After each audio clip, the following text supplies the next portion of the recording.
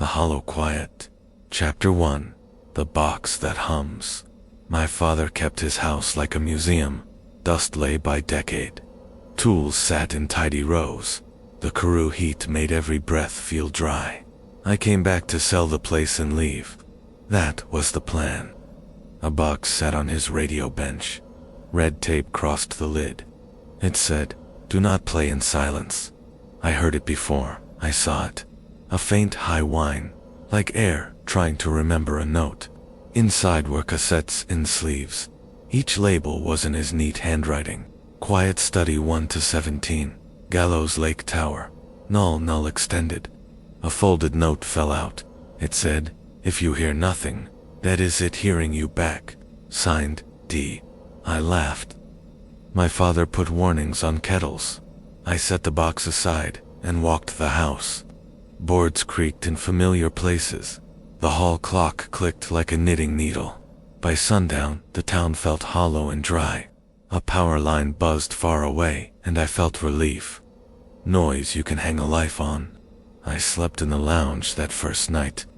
The box hummed like a thought I could not drop. I hid it in the pantry under a blanket. The hum did not get quieter. It felt closer. Chapter 2. Gallows Lake. I drove to Gallows Lake in the morning. It is not a real lake. Even with water, it is a bowl of mud. A wooden pier points at nothing. A radio tower rises from the flat land like a spike. A caretaker met me at the fence. She wore a sun-bleached hat. Her eyes were sharp. "You're Derek's girl," she said. "Thandi," I said. "I live in Cape Town. I make sound." He did not say much about this place. He said enough. She said, "Name is Hester." She pointed at a sign. "Tower access by permit only. And no, you cannot go up. Your father loved rules. Rules are fences you can hear." The wind stopped. It did not calm. It stopped. Reeds held still like soldiers. "Do you hear that?" she asked. I listened. "No, that is the problem," she said. She told me about the Null Hour. It is a pocket of night when the world goes flat. A match will not sound. A clap will not clap. People stay indoors after midnight. 2 years now. Your father recorded it, she said. It is a hole that keeps its shape. "What if you are outside?" I asked. "It depends how much you need to be heard," she said, "and whether something needs you quiet." Chapter 3. Tape 1. Quiet Study. I should have left the tapes alone, but curiosity curls like smoke. I set my father's deck on the kitchen table. I closed the curtains. I left the back door open to the veldt. Crickets sang. I pressed play. Hiss, then pressure. The room put a hand on my chest. Crickets went silent, one by one. The clock tick thinned to nothing. I stopped the tape. Sound snapped back like elastic. The house sighed. Dust hung in a sun blade above the sink. I tried again. I ran a voice memo on my phone. At 2 minutes 16, the VU meters died. At 2 minutes 18, the air shifted behind me. It felt like standing in a crowd, and everyone stopped breathing. A whisper guttered near my ear. Not words, the shape of words. I remembered the warning. Do not play in silence. I killed the tape. The house exhaled. My phone showed a clean flat line where waveforms should be. The length was right. The middle was empty. The pantry door clicked by itself. Chapter 4. The Rule of Noise. I tested because that is what I do. I set a fan on low and pressed play. The fan kept going but sounded thinner and far away. The clock lost weight. My own breath sounded like someone else. I dropped a saucepan on the floor. It hit with a dull pocket sound. No ring. I stopped the tape. The fan jumped back to full. The saucepan chimed late, like a debt repaid. I wrote it down. The tape does not bring silence. It invites something that eats noise. When it eats, the world pays it back. At sunset, Hester drove up. "You should not play those at night," she said. "It comes for the difference. Day has a cushion. Night is a plate." "How do you know?" I asked. Because I hear what is not there, she said. And because your father came out here every night with his deck. He kept his teeth clenched like a man avoiding a name. Chapter 5. The Null Hour. Midnight in the Karoo is not exact. It moves with dogs, and buses, and stars. But the Null Hour arrived on time. I set 2 clocks in the hall, 1 battery, 1 wind-up. I sat under them on the floor. On the bench were the tape labeled Null, a camping lantern, a shortwave radio on static, and my father's metronome at 60. At 12:13 a.m. the radio hiss pulled thin and straight. My mouth made the shape for hello, and no sound came out. The metronome swung without a tick. The lantern hum died. The pulse in my ear died. I did not press play. I did not need to. The null was a curtain. I was backstage. A floorboard bent under weight somewhere in the house. I could not hear it. I felt the idea of it. My body tried to add a sound and could not. I raised the shortwave to my ear. The speaker vibrated like a trapped insect. No noise followed. The pantry door opened. Pressure touched my chest. A shape collected in the doorway. The lantern haloed it and lost the edge of it. My mind said, "Father, grief loves tricks." My throat carried his name to my teeth and stopped. The shape tilted. It listened. We listened to each other, not making sound. When the clock tick returned, it was instant. The pantry door banged shut with all the saved noise. I stumbled to my feet. Outside the yard was wide with crickets again. Across the field, Hester's porch light came on. Chapter 6. The Voice You Want Most. I did not sleep. I stared at the null tape until letters drifted on the page. Dawn drew a chalk line on the horizon. At 9, the phone rang. It was Musa from Cape Town. "You sound like you were in a cupboard." "Are you okay?" he said. "Define okay," I said. "Your voice is flat. No room. Like you speak in a coat. How is the estate going?" "The house is allergic to sound," I said. I told him everything. He listened like an engineer. "Do not test alone," he said. "Noise is social. If it punishes emptiness, pack the place with sound." "I do not have people," I said. "You have me," he said, "and a PA system. I will drive tonight. I will bring a battery inverter. Together we drown a ghost." He did not arrive that evening. A crash on the highway delayed him. At sunset the house pulled at me. It called from the hall and from the pantry. It shaped my name without words. It sounded like my father clearing his throat. At 11:56 p.m., a message arrived. "Delayed. Truck rollover. I will make it by 2. Do not press play." From M. At 12:13 a.m., the null came down. "Thandi," a voice said, clear as water. The house was a bell jar. My name sat inside it. "Do not be scared, my girl." The pantry door breathed open. My father stood in his workshop coat. He smiled with his mouth. His eyes were wrong. "I found a way to keep listening," he said. My phone vibrated in my hand. No sound. The device danced like a fish out of water. When the null ended, the doorway held only dark. The blanket over the box of tapes stirred, then settled. Chapter 7. The Town That Learned to Whisper. Hester took me to the co-op. Men talked about boreholes and diesel. Women measured flour. A boy drew a moon in dust on a maysack. "You all live with it," I said. "Why not leave? And go where?" A man said. "It is not the place. It is the hour. You carry your quiet." "Your father said that too," Hester said. "The null is not a location. It is an appetite with a schedule." I asked about missing people. They spoke to names. An old woman who stepped out at midnight for washing. A boy who dared his friends to walk to the lake. They remembered him teasing and raising his voice. They remembered a shape in front of him, a movable midnight.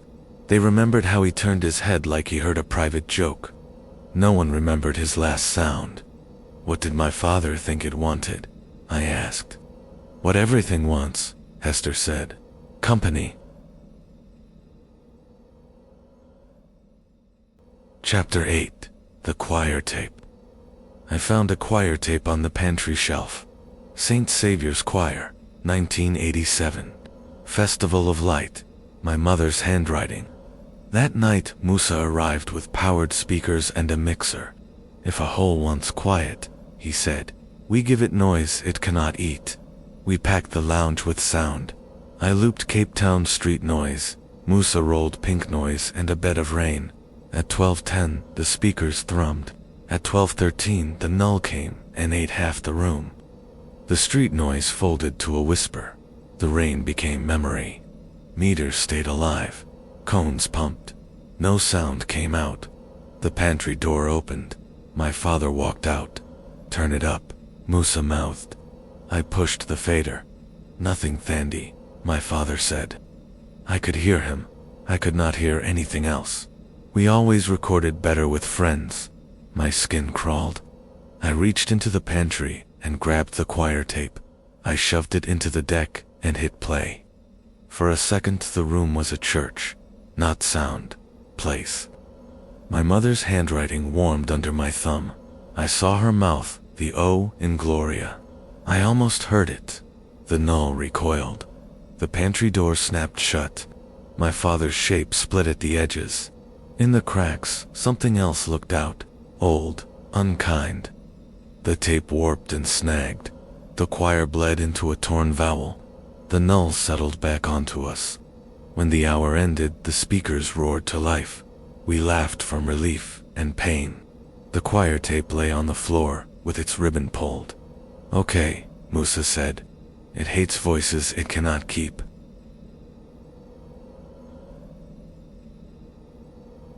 Chapter 9. Research. The Old Way. We had weak internet, so we asked people. Hester shared Boer War stories. Mr. Jacobs told us about miners who sang and said the rock sang back. An auntie told a Kosa story about a thing in the veldt. It steals a baby's first cry to trade with a river for years. The pattern was not evil, it was trade. The quiet bought time with our silence and charged interest. I found a notebook on my father's bench. For when I am not here. Rules, times, sketches. A wiring diagram from the tower's input to a transmitter. He had a plan with the numbers station. The last line said, if you hear it speak with one voice, feed the other.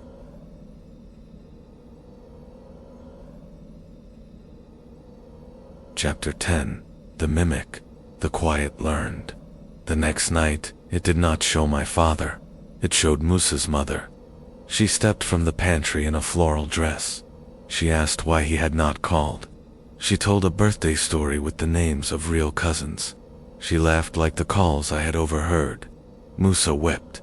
Tears make no sound in the null. I dragged him outside.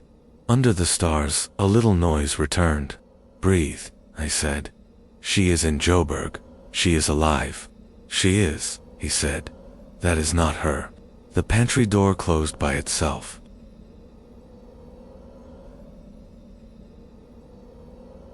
Chapter 11. The plan we did not practice. We chose the tower. If the quiet wanted the hour, we would fill the hour with a voice it could not eat. I spliced what I could, save from the choir tape. I added field recordings, New Year crowds, rugby chants, a wedding ululation. I mixed the loop like a prayer. No melody, just human fabric. Hester drove us to the tower at sunset. If you fall noisy, she said. She handed me a cowbell. We ran cable. The auxiliary port sat under a rusted panel. The numbers station waited.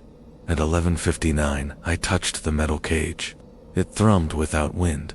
At 12:13, the world went under a glass. I hit play. The mix went to the antenna and vanished. For 10 seconds nothing changed. The quiet looked around like a curious animal. The lake bed shifted. Not a ripple. A turn under a heavy blanket. Reeds bowed. The music carved a trench I could feel. People stood at the far edge, not shapes. People, children in uniforms. My father, strangers. They looked at us with heavy meaning. The choir swelled in the meters. The crowd did not sing. They put fingers to their lips. Not she. Listen. The quiet stepped up from the lake. It was as big as the space left over when you remove sound. The tower groaned. Cattle froze with half-chewed grass. Then new voices joined our loop without a mic. An old woman sang. A young man joined. A boy followed, off-key and true. My meters clipped. The tower shook. The quiet reached for us. Where it touched a fence, wire forgot to buzz. Where it touched a mud, cracks shaped a mouth. More, Musa, mouthed. I pushed the master fader to the stop. The town held the rope of sound. The quiet put down another foot. The sound went out of my bones. I felt its age. It was the tale told to the first child who screamed at night. Not a ghost. Not a god. An old animal that lives on what we leave. Under that I felt a small ache. It was lonely. I would have pitied it, if not for the faces.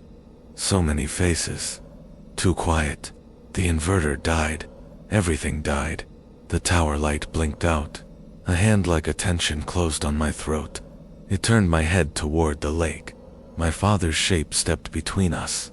He looked back at me and shook his head. No. The null ended like a door closing. Sound blew back hard. The tower light blinked red. The inverter wailed and died. I tasted blood from my bitten tongue. The song learned something, I said. It learned a new song.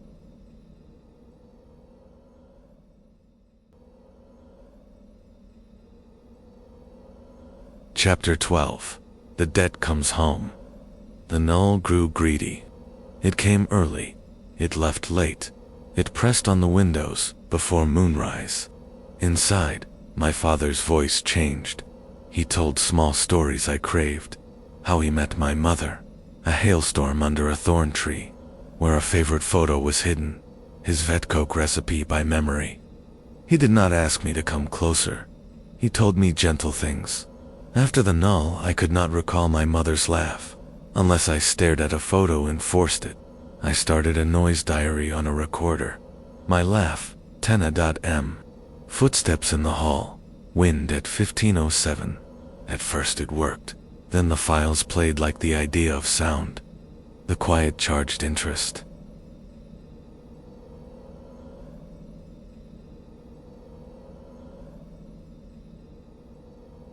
Chapter 13. Code on the air. Number stations hum because a human keeps them humming.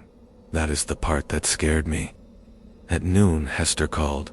It is talking different, she said. We drove to the tower. The station read numbers. Then a pause. Then a soft hush that was not a word. The VU dipped near 0. The sound was not missing. It was held. It is putting itself in the carrier, Musa said. It makes the radio forget to be a radio. Can we take it out? I asked. We could, he said. We might take you out too. We might take the wind. We might take your father's voice saying anything ever. If it is on the air, Hester said, everyone has a room for it. If we break it here, where does it go? We do not break it, I said. We take it somewhere it hates.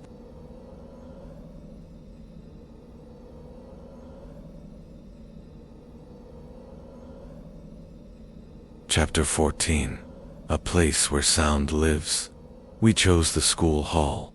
High ceiling, old curtains, scuffed wood, a place full of echoes. We gathered the town. We told farms and families. Bring wine if wine makes you brave. We set chairs in a circle. We set mics at all heights. We tuned the way we handed out song sheets to calm hands. At 12:08, we began to make noise. Not loud, present. We clapped. We told jokes. We sang first verses. A little boy banged the cowbell until he slept. At 12:13, the null reached the door and paused. The meters dipped, but did not die. The room fell to a murmur. The doors opened inward. The hall emitted the not wind. The first sound it took was the light hum. The second was the cowbell in the sleeping hand. The third was shoes on wood. A baby started to cry and stopped with mouth open. I stood at a mic. I did not speak. My body chose the sound it needed. I sobbed. It was not pretty. The null flinched inward. Hester prayed under her breath. Mr. Jacobs started a rugby chant. The auntie ululated. The PA clipped and caught. The hall kept its voice. The null looked for low places. It found none. It reached for the boy's cowbell and found his mother's hand. It reached for my father's voice and me. The town pulled me under its noise. Then the quiet surprised me. It chose a voice. It spoke in all our voices together. It said, "Listen." It told us a memory. Rain on the tin roof at St. Saviour's. Shoes on the school floor in 1956. A lamb born in the drought of 1973. The mother's answer. It told it all at once. It was beautiful. I understood debt. We fed it with fear. It fed us back with absence. Now it offered terms, an exchange. "Listen," it said. "I will keep what you do not keep. I will remember what hurts to remember. I will take interest. I will take what you waste. I will take the last note if you leave before the song ends." Then it asked me, "Do you want me to keep your father?" I did not answer. The null understood the sound of a held breath. It made a contract. The clocks started again. Babies cried. Lights hummed. People laughed and sobbed. We were loud and alive. The null left IOUs on every tongue.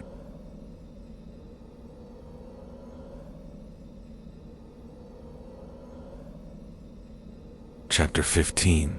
After the hour. The town tried days with no talking, then days with too much talking. We learned how fast people become accountants of noise. The numbers station changed. It read parts of our names. It asked for nothing. It sounded like a registry. I fixed the choir tape with a splice. The scar showed and I kept it. The church did not appear. My father did not come. The tape smelled like cardboard in time. I slept in daylight. The metronome ticked on the mantle. Sometimes it missed a beat. I loved it for that. Musa drove back to the city. He called every night at 12:20 and left me messages. Eating sounds, sitcom laughter, bad guitar and worse, singing. He started a podcast, Noise for Thandi. People sent clatter and kettle whistles and street vendors. It grew by accident. Hester left a cowbell on my step each morning. It made a dull dong when I picked it up. It was a sound you cannot romanticize. The lake was empty of faces. Sometimes it felt less empty anyway.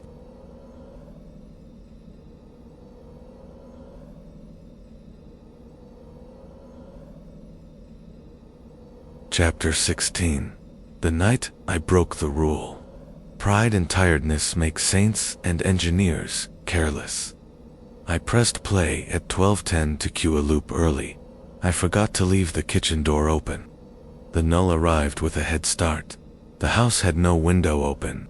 It did not show my father. It did not mimic my voice. It pressed into the rooms. My bones sounded like chalk. I tried to run. My feet forgot the right sound. I tried to scream. My mouth made a shape with no air. The tape looped to choir and stuck to silence. The fan was off. The fridge was off. The metronome was off. The world was off. One sound remained. My heartbeat, thin, wet. The quiet touched my throat. It took one beat. It took another. It paused on the third. The front door exploded inward. Hester shouted like a midwife in a parade. She beat the cowbell like a debt collector. Half the town followed, clapping and singing. The null retreated with contempt. When it left, my heart took the third beat again. Rules, Hester panted. Do not play in silence. Do not be alone at the hour. Do not let grief be your DJ. We fixed the door with the wrong screws. I hung the cowbell on the handle. It made noise when it moved.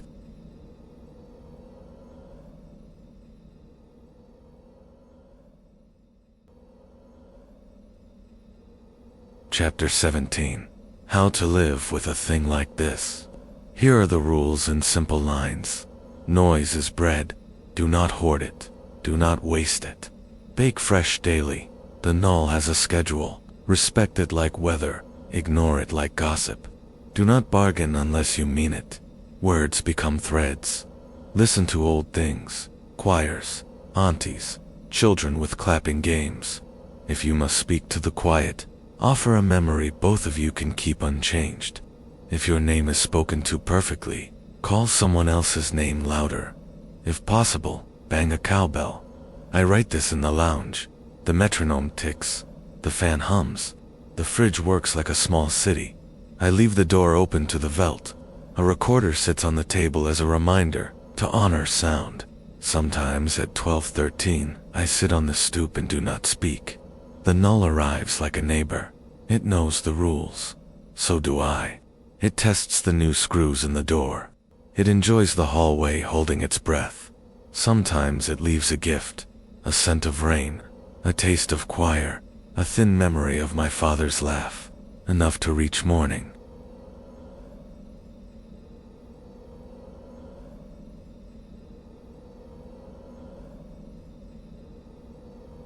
Chapter 18. Closing the box. On my last day before a trip back to the city, I packed the cassettes. I left one out. Null extended. I put it on the bench with a note. For when I am not here. Under it I wrote my rules. I added one more. If it tells you a beautiful thing, believe it, but do not believe it is yours to keep.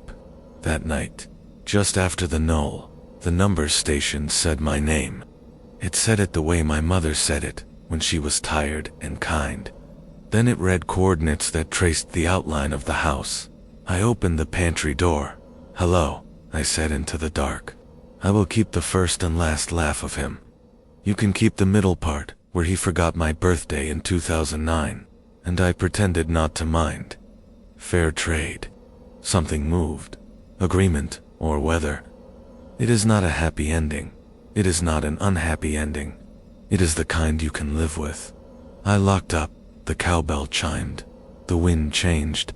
For 3 seconds I heard rain on a tin roof. It sounded exactly like itself.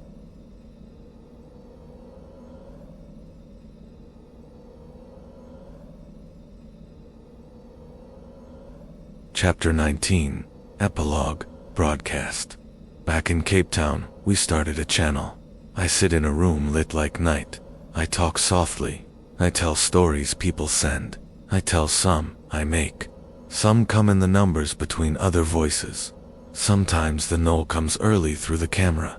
When it does, I call Musa. He puts me on noise for Thandi. Thousands send clatter and whistles and dogs that ignore rules. The hour passes. The metronome returns. I thank them out loud. If you hear nothing while you listen, listen harder. It may be the quiet testing fences. It may be all of us holding breath together. When you let your breath out, let it be a sound, a click, a laugh, a word from childhood you forgot you needed. And if you ever find a box that hums, do not play it in silence.